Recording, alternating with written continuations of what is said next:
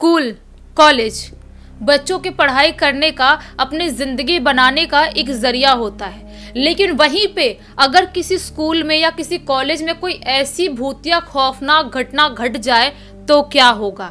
आखिर उस बच्चे के ऊपर क्या गुजरेगी, उसके माँ बाप के ऊपर क्या गुजरेगी, या उस स्कूल कॉलेज वाले जो टीचर्स होते हैं उनके ऊपर क्या गुजरेगी? ये जो पूरी की पूरी घटना है ये बहुत ही ज़्यादा खौफनाक, बिल्कुल दिल दहला देने वाला होने वाला है। ये जो घटना घटी थी वैभव नाम के लड़के के साथ घटी थी। 2010 की बात है। उस टाइम पे वैभव क्या सोचता है कि मुझे मेडिकल की स्टडी करनी चाहिए। सबसे पहले हम वैभव के बैकग्राउंड को जानते हैं, उसके मॉम डैड क्या करते हैं, वो कहाँ का रहने वाला है। जो वैभव है वो स्टार्टिंग से ही पुणे का रहने वाला है, और जो उसकी फैमिली है, जो उसके मॉम डैड है वो दोनों पेशे से एक डॉक्टर है। जो उसके डैड है वो MBBS डॉक्टर है, और जो उसकी मॉम है वो एक डेंटिस्ट है। तो जो इसका सपना था ना, जो इसका भी ड्रीम था, बचपन से एक डॉक्टर बनने का ही था। मतलब ऐसा था कि इनके खानदान में लोग स्टार्टिंग से डॉक्टर ही हैं, तो इसको भी आगे चल के डॉक्टर ही बनना है। और बचपन से ही इसके घर वालों ने इसके दिमाग में डाल के रखे थे कि बेटा तुम्हें बड़े होना है और एक बड़ा डॉक्टर बनना है। तो ये भी इसी सपने को लिए लिए बड़ा हो जाता है। जब टाइम आता है इसके मेडिकल में एडमिशन लेने का, उस टाइम पे ये बहुत सारे कॉलेज, बहुत सारी अलग अलग जगहों की चीज़ें ढूंढने लगता है कि कौन से कॉलेज में एडमिशन लूँ, कैसे स्टडी करूँगा, कौन से क्लासेस लगाऊंगा, सारी चीज़ों के बारे में सर्च कर रहा होता है। तभी उसके डैड, वैभव के डैड बोलते हैं कि बेटा तुम क्यों ना मेरे कॉलेज से पढ़ लेते हो, जहाँ से मैंने पढ़ाई किया हूँ, जो मैं तुम्हारे सामने एक MBBS डॉक्टर हूँ, तुम भी उसी कॉलेज से पढ़ लो। तो वैभव बोलता है कौन सा कॉलेज, वो गोवा वाला? तो उसके डैड बोलते हैं हाँ बेटा वही कॉलेज, वो बहुत ही ज़्यादा अच्छा कॉलेज है, और जिस टाइम पे मैं पढ़ रहा था उस टाइम पे बहुत अच्छे से पढ़ाया करते थे। वहाँ के जो टीचर्स थे वो भी हर स्टूडेंट पे बराबर मतलब ख्याल रखा करते थे, हर स्टूडेंट को बराबर एक नज़र से देखा करते थे। तो अभी भी सुना है कि वो कॉलेज अच्छा ही है। तो वैभव बोलता है कि हाँ डैड, मैं बहुत टाइम से अलग अलग जगहों के बारे में ढूंढ रहा हूँ, लेकिन गोवा है और गोवा पुणे से ज़्यादा दूर नहीं है, तो ठीक है मैं गोवा में एडमिशन ले लेता हूँ और अप्लाई करता हूँ, फॉर्म डाल देता हूँ। उसके बाद उस कॉलेज में अगर मेरा निकल जाता है तो उसी कॉलेज में पढ़ूंगा। तो जो वैभव था वो, उसके डैड मॉम सब बहुत खुश होते हैं, क्योंकि फाइनली उनका लड़का अब आगे हायर स्टडी के लिए, एक डॉक्टर बनने के लिए एक बड़े से कॉलेज में एडमिशन लेने वाला था। वो जो कॉलेज है ना, वो गोवा का जाना माना कॉलेज है, जिसके बारे में, जिसके नाम मैं बिल्कुल भी रिवील नहीं करूँगी, क्योंकि ऐसे ही मैं किसी कॉलेज को बदनाम नहीं कर सकती। तो क्या होता है, ये भी तैयारी करने लगता है, फॉर्म डालता है, उसका निकल भी जाता है क्योंकि उसके परसेंटेज बहुत ज़्यादा थे। तो ऐसा ही होता है। इसके डैड बोलते हैं कि बेटा तुम्हें ना कॉलेज में एडमिशन लेने से 1 महीने पहले गोवा चल लेना चाहिए, गोवा घूम लेना, वहाँ का माहौल देख लेना, तुम्हें हॉस्टल में रहना है या तुम्हें बाहर कहीं रेंट पे रहना है, वो सारी चीज़ें भी डिसाइड कर लेना, और थोड़ा हमारे साथ टाइम स्पेंड भी कर लोगे। हम लोग 1 महीने की छुट्टी लेते हैं अपने हॉस्पिटल से और हम लोग भी मस्त चलते हैं एंजॉय करने के लिए, क्योंकि इसके बाद बहुत सालों तक हम लगभग एक दूसरे से दूर रहेंगे। उसके बाद तुम अपनी लाइफ में, अपने करियर में बहुत आगे बढ़ जाओगे, तो ज़्यादा टाइम स्पेंड करने का टाइम नहीं मिलेगा। तो वैभव बोलता है हाँ डैड ये भी अच्छी बात है, चलते हैं अपन टाइम स्पेंड करने, घूमने, गोवा भी इसी बहाने फैमिली के साथ घूमना हो जाएगा। तो ऐसा ही होता है, ये लोग सारी चीज़ें करते हैं, तैयारी करते करते वो टाइम आ जाता है जब इनको एडमिशन लेने के लिए गोवा जाना था। ये लोग जैसा कि डिसाइड किए थे हम लोग 1 महीने पहले जाएंगे, वैसा ही करते हैं। ये लोग एक दिन अच्छा टाइम देख के, अच्छा मुहूर्त देख के, ये लोग ना भगवान को बहुत ज़्यादा मानते थे। जो इसकी मॉम थी ना वैभव की, वो जो भवानी है, जो माता रानी है, उनको बहुत ही ज़्यादा मानती थी, उनकी बहुत ही ज़्यादा दिल से पूजा पाठ किया करती थी। ऐसा नहीं है कि वो डॉक्टर है तो भगवान को नहीं मानेंगे, ऐसा बिल्कुल भी नहीं था। वो लोग पूजा पाठ करना और बहुत धार्मिक स्वभाव के लोग थे।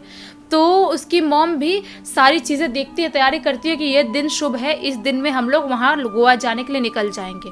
ऐसा ही होता है, जिस दिन ये गोवा जाने के लिए निकलने वाले रहते हैं ना, उसी दिन अचानक से जो वैभव की दादी थी ना, उनकी बहुत ज़्यादा तबीयत खराब हो जाती है, बहुत ही ज़्यादा तबीयत खराब होती है। ऐसा बिल्कुल उनको सीरियस वाला हार्ट अटैक आता है। पता नहीं क्यों अटैक आता है, किसी को समझ में नहीं आता है, क्योंकि वो खुशी का माहौल भी था कि बच्चा हमारा पढ़ने जा रहा है। वो इनफैक्ट सुबह से बहुत खुश भी थे, लेकिन अचानक से अटैक आना सबके लिए सदमे में डालने वाले जैसा था। ये लोग क्या करते हैं कि जल्दी जल्दी दादी का ट्रीटमेंट करते हैं। अब घर पे 2 डॉक्टर थे, इसके डैड MBBS डॉक्टर थे, तो ट्रीटमेंट वो करते हैं। उसके बाद सोचते हैं कि 1-2 दिन बाद वापस से हम निकलेंगे गोवा, अभी इनका ख्याल रखना ज़रूरी है। खैर उनके जो वैभव था उसके चाचा चाची भी साथ में ही रहा करते थे, बड़ा घर था इनका और इनके नौकर भी थे, लेकिन तो भी दादी के साथ ये लोग सोचते हैं 1-2 दिन और रह लेते हैं। ऐसा ही होता है, दादी के साथ 1-2 दिन और रहते हैं। लेकिन इसी बीच में जिस दिन ये लोग निकलने वाले थे ना, 2 दिन के बाद जिस दिन निकलने वाले थे, उसके एक रात पहले वैभव की माँ को एक बहुत ही ज़्यादा खौफनाक सपना आता है। क्या दिखाई देता है सपने में कि हम लोग अपना बैग सब तैयार कर लिए हैं, हम लोग अपने घर से बाहर निकलने ही वाले हैं कि हमारे दरवाजे पे, हमारा मेन गेट पे एक शेर आके खड़ा हो गया है और हमारे ऊपर अटैक करने की कोशिश कर रहा है और हमको जैसा कि वो इशारा कर रहा है कि हम घर से बाहर ना निकले। और ऐसा जो सपने में देखती है और चीख के बिल्कुल डर के उठ जाती हैं। जब वैभव के डैड पूछते हैं क्या हुआ, तुम ऐसा डर क्यों रही हो, चीख क्यों रही हो, सारी चीज़ें बताती हैं, तो वैभव के डैड बोलते हैं कि हो सकता है तुम ज़्यादा टेंशन ले रही होगी, या हो सकता है माता रानी कुछ संकेत देना चाह रही होंगी कि हमारी ज़िंदगी में आने वाला टाइम कैसा जाने वाला है। तो वैभव की माँ तो बहुत ज़्यादा डरी हुई थी। सुबह सुबह वैभव से डिस्कस भी करती है। वैभव बोलता है मॉम आप ज़्यादा टेंशन मत लो, माता रानी के पास पूजा पाठ करो और अपन शाम के टाइम में निकल जाएंगे। ये लोग बेसिकली क्या डिसाइड कर रहे थे, पुणे से गोवा ज़्यादा दूर नहीं है, तो ये लोग डिसाइड कर रहे थे कि हम लोग रात के 8 बजे भी निकलेंगे तो रात भर में आराम से पहुंच जाएंगे, 8 या 9 बजे, क्योंकि ट्रैफिक ना मिले इनको, ये चाह रहे थे ये लोग। और गोवा का जो रास्ता था वो इसके डैड को चप्पा चप्पा पता था कि किधर से कैसे जाना है, और मैप तो था ही, लेकिन तो भी उनको सारी चीज़ें पता थी। तो सोचते हैं कि रात के टाइम में निकलना ही बेटर रहेगा। ये सारी खाने पीने की चीज़ें बनवाते हैं और सारा सामान वापस से रखते हैं और शाम को निकलने की तैयारी करने लगते हैं। शाम को निकलने की तैयारी करते हैं और सारा सामान लाद देते हैं अपनी कार में रात के 9 साढ़े 9 बजे करीब। और ये लोग अपने घर से भगवान को मान के, भगवान की पूजा पाठ, माता रानी के पैर पड़ के घर से बाहर निकल जाते हैं, अच्छा शुभ शुभ मन में मना के ऐसा घर से बाहर निकलते हैं और कार से ये लोग गोवा जाने लगते हैं। वैभव, उसकी मॉम, उसके डैड, ये 3 लोग ही गोवा जा रहे थे। क्योंकि ये लोग क्या चाह रहे थे, वैभव उनको इकलौता लड़का था, इनको टाइम स्पेंड करना था और अकेले कोई इनके बीच में ना आए, ऐसे इनको घूमना था, ऐसा वाला था। ये लोग मस्त निकल गए थे गोवा जाने के लिए। मस्त इसके डैड ड्राइव कर रहे हैं, कार में म्यूजिक बज रही है, मस्त ये लोग कार में जा बैठ के एंजॉय करते करते, बातचीत करते करते निकल रहे हैं, जा रहे हैं। रात के 12:30 पौने 1 बजे करीब अचानक से वैभव के डैड जो कार ड्राइव कर रहे थे, वहां पे अचानक से उन्हें ऐसा महसूस होता है कुछ बहुत जोर से कूदा, कुछ बहुत जोर से उनकी कार के ऊपर कूदा। और ध्यान देते हैं जब कार से बाहर निकलते हैं तो क्या पाते हैं कि एक काली सी बिल्ली हमारे कार के ऊपर कूद के खत्म हो गई है। ये जो मंजर था ना वो बहुत ही ज़्यादा खौफनाक, बिल्कुल डरा देने वाला था। क्योंकि बीच हाईवे पे, बीच रोड पे, जंगली इलाके में कोई बिल्ली सीधा अपनी मौत के मुंह में कार के ऊपर क्यों कूदी और कैसे ख़त्म हो गई। जो वैभव की मॉम थी वो बहुत घबराने लगती है, बहुत डर जाती है, सोचती है कि ये क्या क्या अपशगुन हो रहा है हमारे साथ। लेकिन वैभव और उसके डैड समझाते हैं कि हो सकता है कि ये गलती से हो गया होगा या किसी पेड़ पे बैठी होगी, वहां से गिर गई होगी, कुछ भी हो सकता है, इतना सोचने वाली बात नहीं है। ये लोग वापस से, इसके डैड वैभव के कार ड्राइव करना स्टार्ट कर देते हैं और भगवान का नाम लेके ये लोग वापस उस रास्ते से निकल जाते हैं। उस रास्ते से निकल जाते हैं ये लोग, मस्त चला रहे। जैसे ही ये लोग गोवा में एंटर करते ना, आधी रात से ज़्यादा का टाइम हो गया था, जैसे ये लोग गोवा में एंटर करते हैं इनकी कार अचानक से बंद पड़ जाती है। जब कार बंद होती है ना तो बिल्कुल इसके वैभव के डैड बहुत डर जाते हैं, सोचते क्या करें हम लोग, कार कैसे बंद पड़ गई। बहुत चेक करने की कोशिश करते हैं लेकिन उनको कुछ समझ में नहीं आता है। वो आसपास सर्च करने लगते हैं कोई होटल है क्या।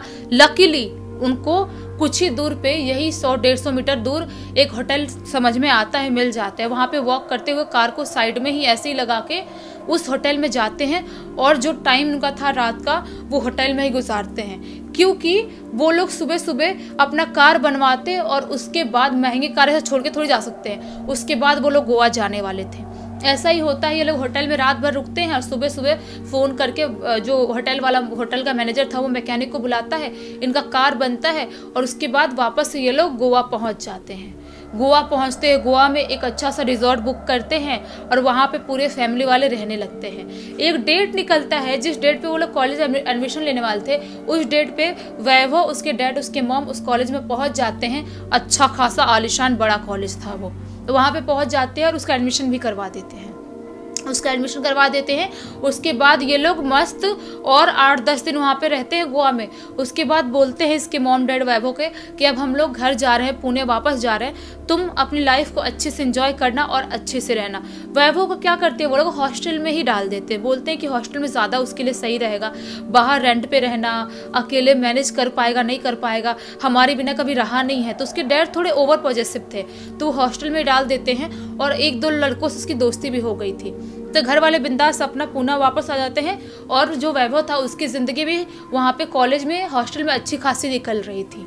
बहुत अच्छा खासा सब कुछ चल रहा था वहाँ पे। कॉलेज में उसका स्टडी करते हुए 1-1.5 महीने बीत जाते हैं। 1-1.5 महीने बाद क्या होता है, एक उनका प्रैक्टिकल था जिसके लिए उन्हें एक लैब में जाना था। वो प्रैक्टिकल करने के लिए उन्हें एक लैब में जाना था। उस लैब में टीचर लोग सारे बच्चों को लेके जाते हैं और वहाँ पे उनका जो भी प्रैक्टिकल था वो सारी चीज़ें करते हैं। और उसके बाद क्या होता है कि टीचर सारे बच्चों को वार्न करते हैं, बोलते हैं कि कोई भी बच्चा कुछ भी हो जाए रात के टाइम में इस लैब में अंदर एंटर नहीं करेगा। जब भी जिसको भी आना है दिन में किसी टीचर के साथ आएगा, कोई अकेले इस लैब में एंटर नहीं करेगा। तो सारे बच्चों के लिए थोड़ा शॉकिंग था क्योंकि ये मेडिकल स्टूडेंट थे। इनको ऐसा लगता है कि ये टीचर हमको ऐसा खुन्नस दिखा के, चिल्ला के, डांट के क्यों बोल रहे हैं, लैब ही तो है, यहाँ पे हम कुछ प्रैक्टिस करना हुआ, कुछ हमको प्रैक्टिकल करना हुआ तो हम क्यों नहीं आ सकते, इसमें क्या प्रॉब्लम है। तो इतना माइंड नहीं करते हैं। ये वैभव बोलता है कि हाँ यार जब सर मना कर रहे हैं तो क्यों आना। लेकिन उसका एक दोस्त था आदित्य नाम का, वो क्या बोलता है, क्यों नहीं आएंगे, इनके मना करने से मान जाएंगे क्या, अपन को आना होगा, जब आना होगा तब आएंगे, तुझे जब आना हो कुछ प्रैक्टिकल करना हो बताना, अपन आएंगे, ऐसे कैसे मान जाएंगे, हम ऐसे ही पैसे दे रहे हैं क्या यहाँ पे पढ़ाई करने के लिए। वो भी रईस घर का और बिगड़ैल लड़का होता है ना, बिल्कुल उस टाइप का था। और मेडिकल और थोड़े साइंस वाले बच्चे थोड़े से होते ही हैं खुरापात टाइप के, तो ऐसे वाले थे वो लोग। वैसा ही होता है, वो लोग जब भी जो टीचर बोलते थे वैभव वैसा ही करता था क्योंकि वैभव बिल्कुल सीधा साधा लड़का था। लेकिन जो बात टीचर ने बोला था ना कि इस लैब में किसी को एंटर नहीं करना है अकेले, उस बात को आदित्य ने बहुत सीरियस ले लिया था। आदित्य एक दिन क्या बोलता है, वो भी हॉस्टल में उसके साथ ही रहता था वैभव के साथ, बोलता है कि वो टीचर ने अपन को मना किया था ना उस लैब में जाने के लिए, चलते हैं कल रात में अपन अकेले चलते हैं और देखते हैं क्या है वहाँ पे, क्या हमसे छुपाया जा रहा है, उस टीचर ने हमें क्यों मना किया था उस लैब में जाने के लिए। वह बोलता है नहीं यार वहाँ पे पता नहीं क्या चीज़ें होंगी, शायद कुछ भूतिया कुछ रहा तो इसलिए टीचर मना कर रहे होंगे। तो आदित्य बोलता है कम ऑन यार, मतलब सीरियसली तू भूत प्रेत मानता है मेडिकल स्टूडेंट होके, ये सारी चीज़ें बकवास होती हैं, सारी चीज़ें दुनिया में एग्जिस्ट नहीं करती, फालतू बात मत कर। वो नॉर्मल गांव वाले लोग होते हैं, वो भूत प्रेत, जादू टोना, ये सारी चीज़ें मानते हैं, हम क्यों माने। तो देखता नहीं है, इतनी चीड़ फाड़ करनी होती है बॉडी के, आगे चल के लाइफ में चीड़ फाड़ भी करनी होगी, बॉडीज के साथ इतने सारे प्रैक्टिकल होंगे, तू कैसे करेगा जब तू अभी से भूत प्रेत इतना डरेगा। तो ऐसा जब बोलता है ना तो वैभव थोड़ा सा उसको खराब लगता है, थोड़ा सा उसका मुंह बन जाता है कि मुझे कैसे चिल्ला रहा है, कैसे सारी चीज़ें बोल रहा है। वैभव बहुत सीधा लड़का था। तो आदित्य उसको बोलता है सॉरी यार, मेरा वो मकसद नहीं था तुझे हर्ट करना, अगर तुझे हर्ट हुआ है तो माफ़ कर दे, लेकिन यार ये सब चीज़ें मत माना कर, मैं तुझे प्रूफ दूंगा, उस लैब में चलेंगे अपन, ऐसा कुछ भी नहीं है, मैं तुझे दिखा दूंगा। तो वैभव बोलता है हाँ ठीक है, अगर तू बोल रहा है तो मैं तेरे साथ चल लूँगा, कोई बड़ी बात नहीं है। ऐसा ही होता है। एक दिन जिस दिन वो डिसाइड किए थे, परसों की रात, जिस दिन हुआ था ना सब कांड, उसके 1-2 दिन बाद की रात, ये जो आदित्य था रात के तकरीबन 1 बजे करीब बोलता है चल भाई उस लैब में जाएंगे अपन। तो वैभव बोलता है इतनी रात में, वैभव नींद में सो चुका था, बोलता इतनी रात में वो लैब में क्यों जाना, और चाबी कहाँ होगा उसका। तो बोलता आदित्य उसका टेंशन तो मत ले, वो चाबी मैं पहले ही उड़ा चुका हूँ, मेरे पास है वो चाबी, अपन आराम से जाएंगे। वैभव बोलता है कब उड़ाया तूने चाबी, कब कैसे लिया। तो आदित्य बोलता है कि एक दिन मैं प्रिंसिपल के जो ऑफिस में चाबी रखी रहती है ना हर लैब की, वहाँ गया और ऐसे प्रिंसिपल से बात करने के बहाने और धीरे से मैंने वहाँ से उड़ा लिया। तो वैभव बोलता है कि अच्छा ठीक है चल मैं चलता हूँ, कुछ गड़बड़ तो नहीं होगा पक्का ना। तो आदित्य बोलता है कम ऑन यार, कुछ गड़बड़ नहीं होगा, चल चलते हैं अपन। ये दोनों क्या करते हैं कि अपने हॉस्टल से, जहाँ पे ये एक ही रूम में रहा करते थे, शेयर किया करते थे, वहाँ से ये लोग निकल जाते हैं वो लैब में जाने के लिए। वो लैब पता है कहाँ था? पूरे कॉलेज के जो लास्ट वाला हिस्सा था ना, उस तरफ वो वाला लैब था। पूरा चलते चलते उस लैब के पास पहुंचते हैं। पूरा कॉलेज बिल्कुल सुनसान दिखाई दे रहा था, पूरा इतना सुनसान कि रात में मतलब वहाँ पे कोई जाग नहीं रहा। गार्ड अंकल तक भी कुर्सी पे ऐसे मुंडे करके सो गए हैं, ऐसा वाला माहौल था बिल्कुल। तो वैभव थोड़ा थोड़ा डर रहा था क्योंकि रात इतनी क्रीपी दिखाई दे रही थी, बिल्कुल अंधेरा सा, सुनसान सा बिल्कुल। लेकिन आदित्य बिल्कुल मस्ती वाले मूड में था, मस्त कान में हेडफोन लगाया हुआ था, गाना सुनते सुनते स्टाइल मारते मारते वहाँ पे ये लोग पहुँच जाते हैं। वो जो लैब था वहाँ पे जाते हैं और धीरे धीरे करके चाबी से ताला खोलता है आदित्य। बोलता है आवाज़ मत करना, अगर किसी को भी आवाज़ चली गई तो कोई भी अपन को पकड़ लेगा, और किसी को पता चल गया रात में अपन चोरी छुपे यहाँ पे आए थे तो अपने साथ कुछ भी हो सकता है, अपन को यहाँ से भगा भी सकते हैं, या पता नहीं अपने पेरेंट्स के पास ये लोग खबर पहुँचा दे, कुछ भी प्रॉब्लम हो सकती है, किसी को पता नहीं चलना चाहिए। तो वह बोलता है हाँ ठीक है चलते हैं अपन। ऐसा ही होता है, ये लोग धीरे धीरे ताला खोल के लैब के अंदर एंटर कर लेते हैं, और ये लोग लैब के अंदर एंटर करके जो दरवाज़ा कुंडी था ना अंदर से बंद कर लेते हैं, और पूरे लैब में ये लोग घूमना स्टार्ट कर देते हैं। आदित्य बोलता है क्या प्रॉब्लम है यहाँ पे, क्यों हमको टीचर मना कर रहे थे, कितना अच्छा खासा दिखाई दे रहा है, और जो भी प्रैक्टिकल की चीज़ें थी सब उठा के चेक करने लगते हैं, देखने लगते हैं, मस्ती करने लगते हैं। वह भी बोलता है हाँ देख लिया ना, कोई गड़बड़ नहीं है ना, अपन अब चलते हैं यहाँ से। तो आदित्य बोलता क्यों चलते हैं यहाँ से, और 1-2 घंटे मस्त चिल मारेंगे। वो फूंकता भी था, सिगरेट फूंकता था, तो बोलता है मस्त ले सिगरेट पी, यहाँ पे बैठते हैं और उसके बाद थोड़े टाइम में चलेंगे। तो वैभव बोलता है नहीं यार मैं नहीं पीता, ये सिगरेट वगैरह नहीं पीता था वो। तो क्या करता है, एक जगह एक चेयर टाइप लगी हुई थी, वहाँ पे बैठ जाता है ये अपना आदित्य और मस्त सिगरेट जलाता है। जैसे ही सिगरेट जलाता है ना, वैसे ही ऐसा लगता है कि वहाँ पे प्रैक्टिकल वाली चीज़ें, कांच की कुछ चीज़ें रखी हुई थी, धड़ाम से गिरता है। ये दोनों एक पास ही बैठे थे। आदित्य को और वैभव को समझ में नहीं आता है कि हमारे अलावा यहाँ पे कोई भी नहीं है। तो वो जो कांच का वहाँ पे रखा था प्रैक्टिकल की चीज़ें, उसमें से वो क्या गिरा, जाके दौड़ के देखते हैं तो वैभव डर जाता, बोलते हैं यार किसने गिराया, कैसे गिरा ये सब सारी चीज़ें। तो आदित्य बोलता है कुछ नहीं यार, चूहा भी तो हो सकता है ना, चूहा ने गिरा दिया होगा, इधर से दौड़ रहा होगा चूहा, अपनी एक्टिविटी हो रही है यहाँ पे, अपन बहुत ज़्यादा ही चल फिर रहे हैं तो डर के मारे गिरा दिया होगा, कोई बड़ी बात नहीं है। मस्त बैठ के वो सिगरेट फूंक रहा होता है और आदित्य बैठ के सोच ही रहा है, चारों तरफ ऐसे पूरे लैब में देख रहा है। बड़ा सा हॉल था वो, लैब जो था ना बहुत बड़ा था और एकदम सुनसान दिखाई दे रहा था रात के टाइम में। वो देख रहा है, ऐसे देख रहा है और आदित्य फूंक रहा है। तभी अचानक से किसी के कूदने की आवाज़ आती है, जैसा कि कोई बहुत ज़ोर से वो लैब में कूदा। जैसे ही वो कूदने की आवाज़ आती है ना, आदित्य झटके मुड़ जाता है। वो बोलता है वैभव क्या है, तूने कुछ किया, तूने पैर भर बजाया क्या, तूने कुछ किया। वैभव बोलता है नहीं मैंने कुछ नहीं किया। वैभव बहुत डर बोलता मैंने कुछ नहीं किया, कोई शायद है यहाँ पे, अपने अलावा भी कोई शायद है यहाँ पे। वैभव जोर जोर से बोलने लगता है। आदित्य बोलता है चुप रहे, ज़्यादा जोर से मत बोल, कोई है शायद, सही बोल रहा है तो कोई तो है, कोई टीचर से चुगली तो नहीं कर देगा, कौन घुस गया अपने अलावा। तो वह बोलता नहीं, कोई होता अगर तो हमें दिखाई देता, और वैसे भी अंधेरा ही ये रूम में, लेकिन तो भी इंसान होता तो दिखाई तो देता, थोड़ी थोड़ी रोशनी आ रही है बाहर से। ये लोगों ने लैब में लाइट ऑन नहीं किए थे, पता है क्यों नहीं ऑन किए थे, क्योंकि कोई बाहर से जो वॉचमैन अंकल या कोई भी देख सकता है, इसलिए लोग फ्लैश लाइट से ही अंदर लैब में ढूंढ रहे थे। बोलता है वैभव कि एक काम कर, फ्लैश लाइट जला, मैं भी जलाता हूँ और अपन लैब में देखते हैं आखिर कौन एंटर कर दिया, उससे अपन सॉरी बोल देंगे और उससे डील कर लेंगे, प्लीज़ प्रिंसिपल सर को मत बताना और किसी को कुछ मत बताना। तो आदित्य बोलता है हाँ यार तो ठीक बोल रहा है। ये लोग फ्लैश लाइट से पूरे लैब में ढूंढना स्टार्ट कर देते हैं कि आखिर कौन कूदा और कौन यहाँ पे आया, लेकिन उन्हें कहीं पर भी कोई दिखाई नहीं देता है। जैसे ही ये लोग निकलने वाले होते हैं, सोचते हैं कि यहाँ से निकल जाते हैं, कुछ ना कुछ गड़बड़ है, डर जाते ना बिल्कुल। जैसे ही लोग निकलने के लिए उस गेट पे जाते हैं, लैब के गेट पे जाते हैं, वैसे ही जो आदित्य था उसके अंदर एक जोर का झटका लगता है और वो कुछ दूर जाके गिरता है। जैसे ही वो कुछ दूर जाके गिरता है, वैसे ही वैभव घबरा जाता है और दरवाज़ा खोलने की कोशिश करने लगता है, लेकिन दरवाज़ा बुरी तरह से अपने आप लॉक हो गया था। बाहर से दरवाज़ा लॉक हो गया था, अंदर से लॉक हुआ था। क्या हुआ था किसी को समझ में नहीं आता है, क्योंकि बाहर से किसी की भी एक्टिविटी फील नहीं हो रही थी, लेकिन दूर जाकर गिरा था। आखिर किसने आखिर आदित्य को मारा, उसको समझ में नहीं आता है। आदित्य के पास जाता है, देखता है तो आदित्य बेहोश पड़ चुका था और उसके यहाँ से सिर से खून बह रहा था। वैभव ये जो मंजर था उसको देख के बहुत ज़्यादा घबरा जाता है। आदित्य को उठाने की बहुत कोशिश करने लगता है, लेकिन आदित्य उठ ही नहीं रहा था। वो जाता है, दरवाज़ा खोलने की कोशिश करता है, लेकिन वैभव दरवाज़ा भी नहीं खोल पा रहा था।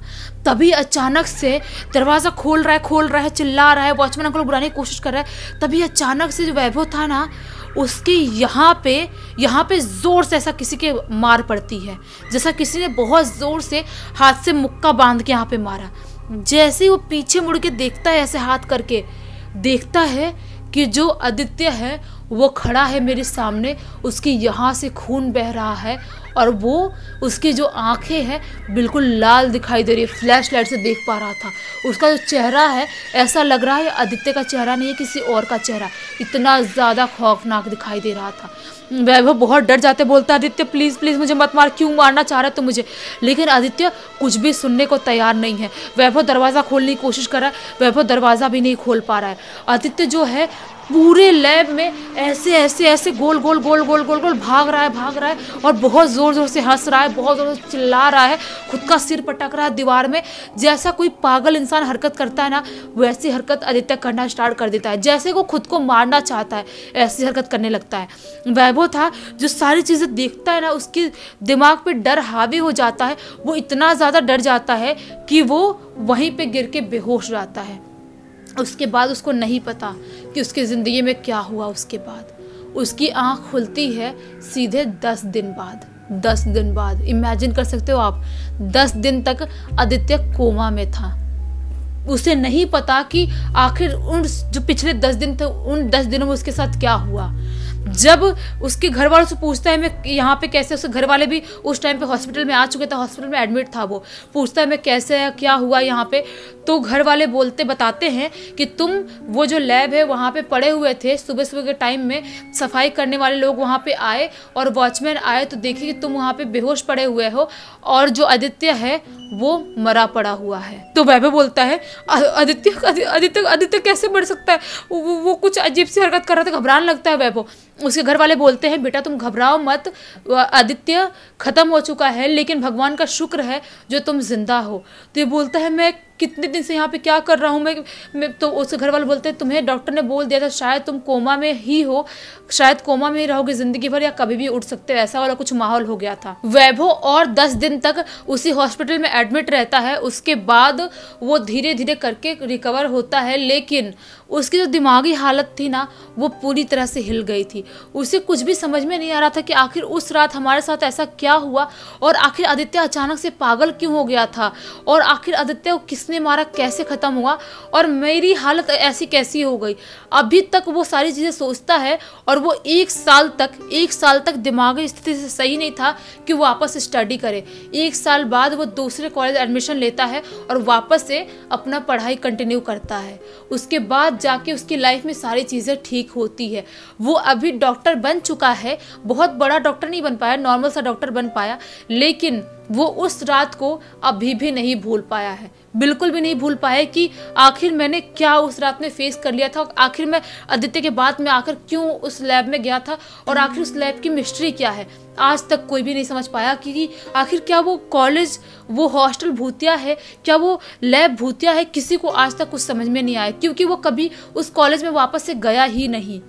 खैर दोस्तों, अभी जो भी हो उसकी ज़िंदगी में सब कुछ बिल्कुल अच्छा है। ये जो घटना है ना, पूरी की पूरी घटना उसके कज़िन राजू ने मुझे इंस्टाग्राम पे लिख के भेजा था। आप लोग बताना कि आप लोगों को ये वीडियो कैसा लगा। अगर अच्छा लगा तो इस वीडियो को लाइक करना, चैनल को सब्सक्राइब करना, बेल को दबा के ऑल पे क्लिक कर देना ताकि जब भी ऐसे खौफनाक वीडियो सबसे पहले आप लोग पास पहुँचे।